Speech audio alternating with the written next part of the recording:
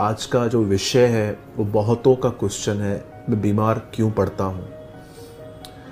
सबसे पहले मैं जहाँ तक मैंने बाइबल को पढ़ा है और मैंने वचन को समझा है, मैं आज आपके साथ दो मुख्य रीज़न्स शेयर करना चाहता हूँ कि हम बीमार क्यों पड़ते हैं और हम बीमारी से कैसे ठीक हो सकते हैं। प्रभु मेरा गवाह है, मैंने अपने लाइफ में बहुत बीमारियाँ देखी हैं। मुझे पाइल्स की प्रॉब्लम थी, ब्लड प्रेशर कभी कभी मेरा लो हो जाता था। एक टाइम ऐसा था मेरी शुगर लेवल भी जो थी वो बॉर्डर पे थी और कई बार मुझे सर में दर्द होता था। और कुछ चीज़ें मैंने भी अपने लाइफ में अनुभव की। और आप जानते हैं कि लास्ट 2 महीने पहले मैं कोविड पॉजिटिव भी था। परमेश्वर के अनुग्रह से मैं ठीक हूँ। आज मैं आपको बताना चाहता हूँ आज बीमारी क्यों आती है और वो कैसे जा सकती है। पहली चीज़, मैं 2 रीज़न्स आपके साथ शेयर करना चाहता हूँ कि सिकनेस क्यों आती है, डिजीज़ क्यों आती है, और एक रीज़न मैं आपको कहूँगा कि वो कैसे जा सकती है। पहली चीज़, हमेशा याद रखें, मोस्ट ऑफ बीमारियां आती हैं अधिक सोचने के वजह से। अधिक सोचना आपके लाइफ में स्ट्रेस पैदा करता है और जो आप यहाँ रखते हैं वो आपकी बॉडी पे असर करता है। अगर आप एक कपड़े के ऊपर या आप एक तकिए के ऊपर, पिलो के ऊपर कोई भारी चीज़ रख देंगे तो आप देखेंगे पिलो वहीं होगा लेकिन वो दबा हुआ रहेगा। वैसे ही मैं आपको बताना चाहता हूँ, थॉट्स इतने हैवी होते हैं कि वो आपकी ज़िंदगी में, आपके बॉडी में बहुत सारी चीज़ों को प्रेस कर देते हैं, दबा देते हैं। मैं आपको विथ रेफरेंस बात करना चाहता हूँ। मैं नहीं चाहता हूँ कि मैं आपको कोई भी चीज़ अनबिब्लिकल वे में बताऊँ।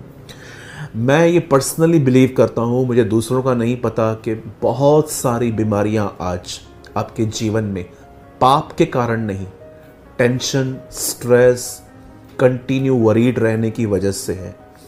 जब प्रभु ने पहला इंसान बनाया आदम, तो उसकी उम्र 900 से ज़्यादा थी। उसके बाद आप देखिए बाइबल का सबसे ज़्यादा जीने वाला व्यक्ति मतुशैला, उसकी भी उम्र 900 से ज़्यादा थी। आप देखिए उसके बाद बहुत सारे लोग आए, उनकी उम्र 600, 650, 500, इवन इब्राहिम 175 ईयर्स के थे जब वो मरे। मूसा 120 साल का था। इवन न्यू टेस्टामेंट में आप देखिए तो जॉन भी बहुत बूढ़ा हो गया था, इवन उसने भी 90s क्रॉस की। लेकिन आज हम जब इस दुनिया में देख रहे हैं कि आप जानते हैं फर्स्ट लेयर में जब कोविड की पहली वेव आई तो उसमें सब जो बुज़ुर्ग थे हमारे वो चले गए। लेकिन जब सेकंड आई तो उसमें देखिए बहुत सारे जवान चले गए। और कहाँ ना कहाँ मैं आपको बताना चाहता हूँ, आज मैं जिस कंट्री में रहता हूँ इंडिया में, और मैं जिस शहर में रहता हूँ मुंबई में, मैं आपको बताना चाहता हूँ मैंने ऐसे लास्ट 4-5 सालों में मैंने ऐसे बहुत सारे हादसे देखे जिसमें एक व्यक्ति को कुछ भी नहीं था लेकिन अचानक मैंने उनको देखा कि वो चले गए। मैंने ऐसे लोगों को देखा जो 50-55 भी क्रॉस नहीं कर पाए। इवन कुछ मैंने ऐसे भी लोग देखे 35-40 में उन्हें अटैक आया, उनके एक्सीडेंट्स हो गए और उनकी डेथ हो गई। समटाइम्स हम ये बात समझ नहीं पाते हैं कि पहले की एज और आज की एज क्या है। 900 साल जीने वाले लोग, 1000 साल जिंदगी जीने वाले लोग आज 55, 60, 70 क्रॉस नहीं कर पा रहे हैं। और आप देखिए कुछ लोग ऐसे भी हैं जो बहुत ओल्ड हैं, उन्होंने अपने जवानी के दिनों में जंक फूड ये सब इन्होंने अवॉइड किया था, जिसकी वजह से आज उनका हेल्थ ठीक है।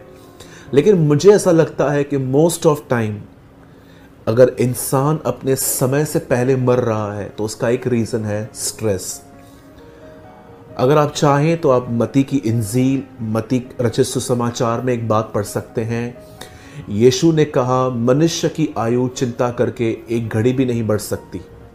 एक घड़ी को इंग्लिश में 1 घंटा कहा गया है, 1 आवर। यीशु कहता है कि एक आदमी चिंता करके अपनी आयु का 1 घंटा भी नहीं बढ़ा सकता। अब मैं आपसे एक सवाल पूछना चाहता हूं यहाँ पर कि आयु और चिंता का कनेक्शन क्यों दिया यीशु ने।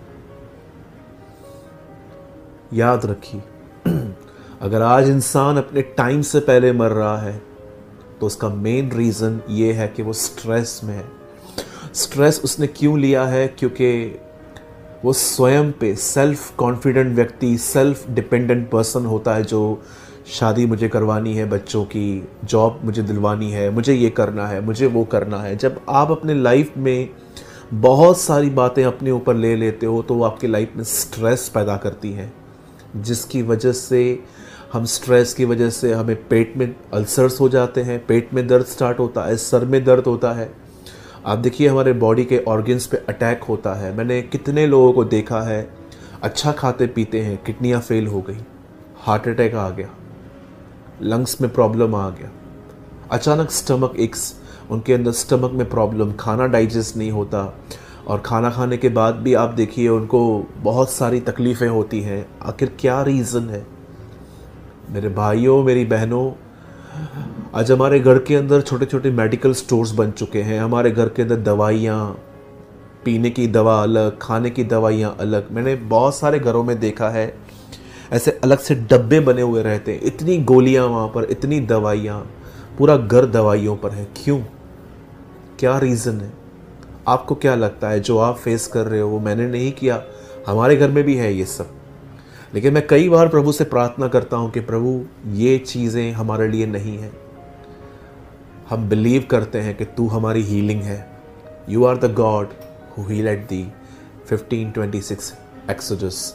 वही हमारा चंगा करने वाला प्रभु है। मैं पहला रीज़न जो आपको बताना चाहता हूँ बीमार होने का वो ये है कि हम स्ट्रेस ले रहे हैं। अगर आप कहेंगे कि भाई स्ट्रेस कैसे नहीं लूँ, मेरे बच्चों की शादी नहीं हुई है, मेरे पति शराब पीते हैं, मैं प्रभु में बढ़ना चाहती हूँ तो मेरा विरोध हो रहा है, मेरे बच्चे सारा दिन पबजी खेलते रहते हैं, मेरे बच्चे गलत संगत में हैं, मैं कैसे टेंशन नहीं करूँ? तो मुझे एक बात बताइए, आपकी टेंशन लेने से क्या चीज़ें ठीक हो रही हैं? हाँ, उनमें सब बदलाव आ सकता है अगर आप एक काम करें, आप एक विश्वास की लड़ाई लड़ें और परमेश्वर पर निर्भर हो जाएं कि वो सही समय पे आपको मदद भेजेगा। मेरे भाइयों, मेरी बहनों, टेंशन ना लें, स्ट्रेस ना लें। मैं वही बात कह रहा हूँ जो डॉक्टर्स भी कहते हैं, टेंशन मत लो, परेशान मत हो। टेंशन से शुगर होती है, टेंशन से बीपी लो या हाई हो जाता है, टेंशन से किडनियाँ फेल होती हैं, स्टमक में प्रॉब्लम आता है, हार्ट अटैक तक आ जाता है। पता नहीं, ये तो सिर्फ मैं वो बता रहा हूँ जिन्हें मैं जानता हूँ। इसके बगैर भी पता नहीं क्या क्या हो सकता है एक इंसान को।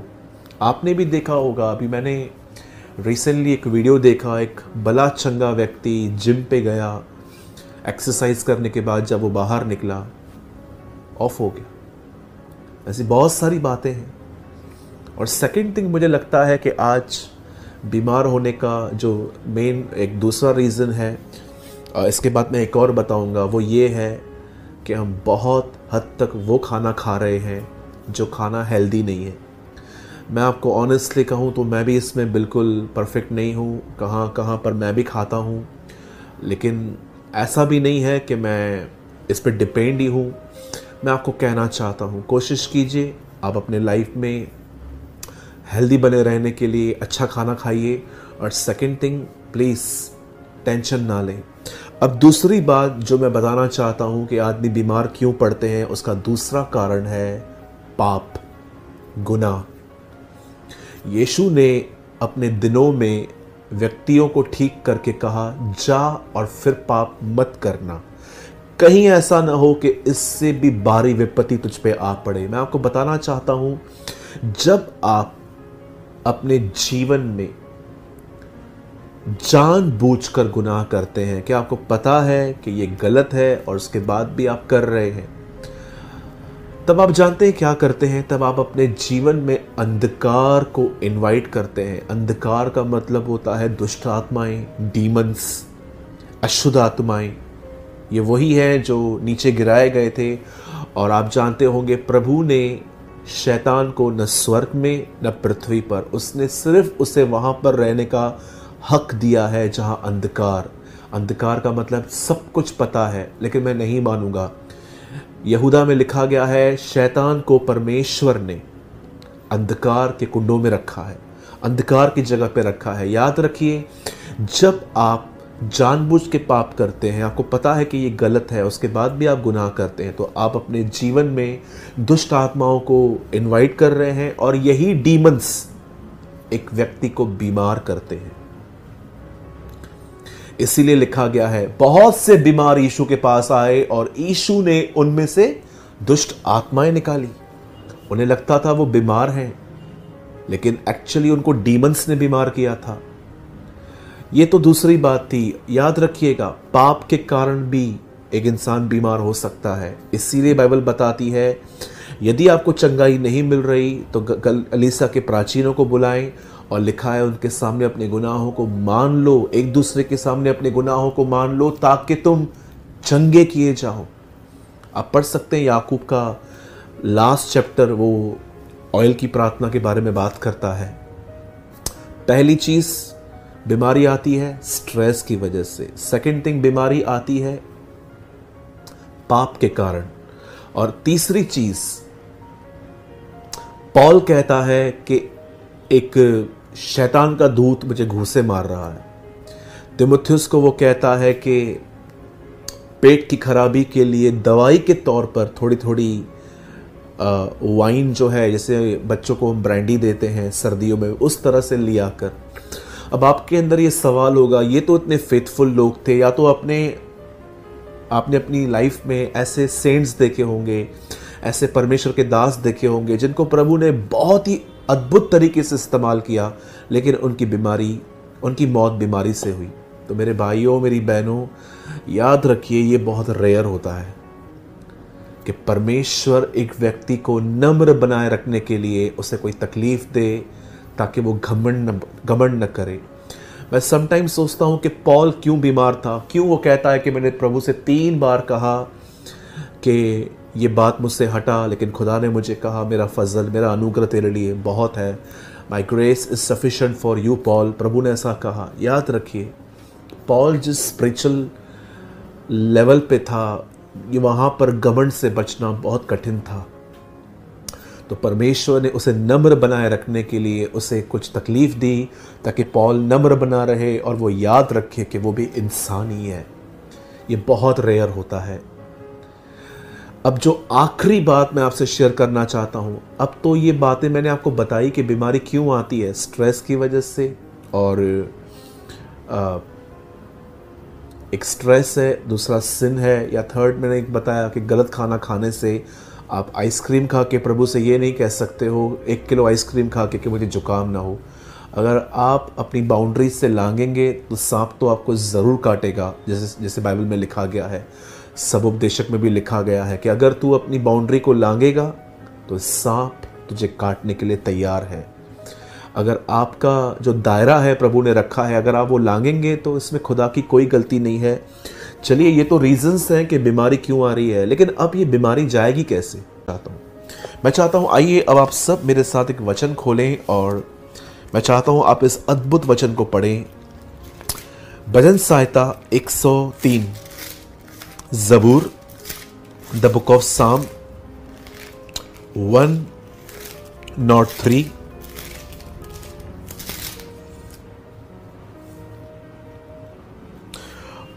103 का 3 वचन इस समय आपके स्क्रीन पर है और मैं आपके लिए पढ़ रहा हूं। वही तो तेरे सब अधर्मों को क्षमा करता है और तेरे सब रोगों को चंगा करता है। याद रखिए, यीशु ने कहा तेरे पाप क्षमा हुए, उठ अपनी खाट उठा। पहले माफी दी गई, उसके बाद चंगाई दी गई। जीसस क्रॉस पर डाए हुआ, उसका आगे का पार्ट पूरा तोड़ा गया हमारे उद्धार के लिए, पर उसकी पीठ तोड़ी गई हमारी चंगाई के लिए। याद रखिए, ये क्रॉस है। अगर आप बीमार हैं तो मैं आपको बताना चाहता हूं, आपके पास एक ही रास्ता है, खुदा के सामने जाएं और अपनी हीलिंग क्लेम करें कि प्रभु आप मेरे गुनाहों के लिए मरे हैं, आप मेरे लिए भुगत चुके हैं। अब मैं बिलीव करता हूं, जैसे आपने मुझे पापों की माफ़ी दी है, मैं बिलीव करता हूं कि आज के बाद ये बीमारी मुझ पर राज्य नहीं करेगी, मैं बिल्कुल चंगा हो जाऊंगा। इस तरह दुआ करें। याद रखिए, बीमारी के आने के बहुत कारण हैं, लेकिन उससे निकलने का एक ही रास्ता है कि हम ये बिलीव करें कि हमारे खुदा ने हमारे बीमारियों के लिए मार खाई है। इवन पतरस में लिखा गया है और यशाया में भी लिखा गया है, एक बात दो गवाहों से पक्की की गई है, आइजाया एंड पीटर, उसी के मार खाने से तुम चंगे किए गए हो। मेरे भाइयों, मेरी बहनों, मैं आप में से हर एक को कहना चाहता हूं, बीमारी आपकी दोस्त नहीं है, वो आपकी दुश्मन है और उसका विरोध करें। ये न सोचें कि नहीं ये तो इट्स ओके, मेरी एज बढ़ गई है, अब तो बीमारियां आएंगी। इस तरह के इविल कन्फेशंस ना करें। कई बार आप बोलते हैं ये बीमारी मुझे उठा के ले जाएगी। नो, ये कन्फेशन न करें। या कई बार मुझे आज भी याद है कि मैंने ट्यूसडे के दिन एक आदमी को कहा था संडे के दिन आप चर्च आना, तो उन्होंने कहा मुझे बुखार है, मैं देखता हूं अगर मैं आ पाया तो। मतलब इनको बिलीव है कि ये संडे तक बीमार रहेंगे। कई बार आपकी सोच, आपके कन्फेशन इतने नेगेटिव होते हैं कि खुदा को आपको हील करने का एटमॉस्फेयर तक नहीं मिलता। क्यों लिखा गया है कि यीशु अपने नगर नासरत में इतने बड़े काम नहीं कर पाया? क्यों? क्योंकि वो उसे हल्के से ले रहे थे। वो उसको कह रहे थे कि अरे ये तो बड़ाई का बेटा है, ये कहाँ से उसका बेटा हो गया, इससे विद्या कहाँ से आ गई, इसने पढ़ाई कहाँ से की बाइबल की। और लिखा है यीशु उनके अविश्वास को देख के अचंभित हो गया कि ये वो लोग हैं जो बिलीव नहीं करते। मेरे भाइयों, मेरी बहनों, मैं आपको कहना चाहता हूं, अगर आप बीमार हैं तो ये न सोचें अब कि बीमारी क्यों आई, क्या आई। मैंने बेसिक आपको बता दिया कि कैसे आती है। हो सकता है कुछ और भी रीजंस हो जो मैं नहीं जानता, लेकिन जितना मुझे पता था मैंने आपको बता दिया। मैं आपको कहना चाहता हूँ, खुदा के सामने जाएं और उससे कहें, प्रभु मैं बिलीव करता हूँ कि आप मेरे गुनाहों के लिए मरे हैं, और मैं बिलीव करता हूँ कि आपकी बैक, आपकी पीठ मेरे चंगाइयों के लिए टूटी है। मैं बिलीव करता हूँ कि इस पल के बाद मैं चंगाई पाऊंगा और मैं चंगाई में वॉक करूंगा। और उसके बाद मेरे भाइयों, मेरी बहनों, फेथ में चलना सीखें। फेथ एक ऐसी चीज है जो होप देती है कि चीजें मैनिफेस्ट होने वाली है। विश्वास आशा की हुई वस्तुओं का निश्चय और अनदिखी वस्तुओं का प्रमाण है। इब्रानियों 11:1 में लिखा है। फेथ क्या है? जो मैं होप रखता हूं मैं उसे एग्जिस्ट होते देखूंगा। That's faith. यही तो फेथ है। ये आप अपनी हीलिंग क्लेम करें ऐसे। ये परमेश्वर की मर्जी नहीं है कि आप अपने आप को पॉल से कंपेयर न करें। ओ पॉल बीमार था, मैं भी। वो बहुत ऊंची लेवल पे था। मैं आप में से हर एक को कहना चाहता हूं, यीशु ने आपके चंगाई के लिए मार खाई है। मैं आपके लिए दुआ भी करूंगा, और मैं हमेशा की तरह मैंने आपके लिए एक आर्टिकल भी रेडी किया है जिसमें मैंने हीलिंग के ऊपर 5 कन्फेशन रखे हैं। आपको जब चाहिए, आपको मैं आने वाले 2 मिनट के बाद मैं आपको नंबर दूंगा। आप वहां पर सिर्फ इतना लिखिए, मुझे चंगाई का आर्टिकल दो, और हम आपको कन्फेशंस भेज देंगे। पर मैं आपको फिर से कहना चाहता हूं, disease is not your friend. बीमारी आपकी दोस्त नहीं है, वो आपकी दुश्मन है। उसका विरोध करें यीशु मसीह के नाम से। उसके साथ एडजस्ट होके मत बैठ जाइए। ओ मेरी उम्र ऐसी है, हाँ मेरी गलतियां हैं, हाँ मेरा गुनाह है। याद रखिए, the Bible says in a book of Deuteronomy, यदि तू गुनाह करे, यदि तुझसे पाप हो जाए और तेरा परमेश्वर तुझे गुलामी में बेच दे। यर्मिया में लिखा है ये, सॉरी व्यवस्था में नहीं लिखा है, यर्मिया में लिखा है, यदि तू गुलामी में चला जाए और वहां से भी तू उसे पुकारे तो वो तेरी सुन लेगा। There is a promise in God's word कि अगर मेरी गलतियां हुई हैं और अगर मैं ऑनेस्टली अपनी गलतियों को एडमिट करता हूं तो परमेश्वर मुझे मेरी गलतियों में से बाहर निकाल सकता है। So please don't adjust your mind. अपने मन को इन बातों से सहमत न करें। आइए, मैं चाहता हूं आप और मैं इस समय दुआ करें। मैं आपकी हीलिंग के लिए प्रेयर करना चाहता हूं। बदन के जिस हिस्से में आपको दर्द है, अपना हाथ वहां रखें। स्वर्गीय पिता, मैं यीशु मसीह के नाम में आपके पास आता हूं। मैं बिलीव करता हूं तेरे उन दोनों गवाहों के जिन्होंने अपने वचन में लिखा, उसी के मार खाने से तुम चंगे होते हो। By the stripes of him you are healed. Yeshu Masih के नाम से मैं आज्ञा देता हूं, मेरे भाई मेरे बहनों के बदन से यीशु के नाम से बीमारी चली जाए। Heal them Lord, completely Lord. Yeshu के नाम से ब्लड प्रेशर नॉर्मल हो जाए, शुगर लेवल नॉर्मल हो जाए। यीशु के नाम से हार्ट चंगा हो जाए, लंग्स चंगे हो जाएं, किडनियां चंगी हो जाएं, रसोली निकल जाए, पथरी यीशु के नाम से निकल जाए और तेरा हाथ तेरे बच्चों पर आए। HIV, कोविड-19 यीशु के नाम से लोगों में से निकल जाए। प्रभु आपका हाथ हर एक पर आए, मैं आपसे विनती करता हूं। धन्यवाद प्रभु, आपने हमारी दुआओं को सुना। प्रभु यीशु के नाम में आमीन, आमीन।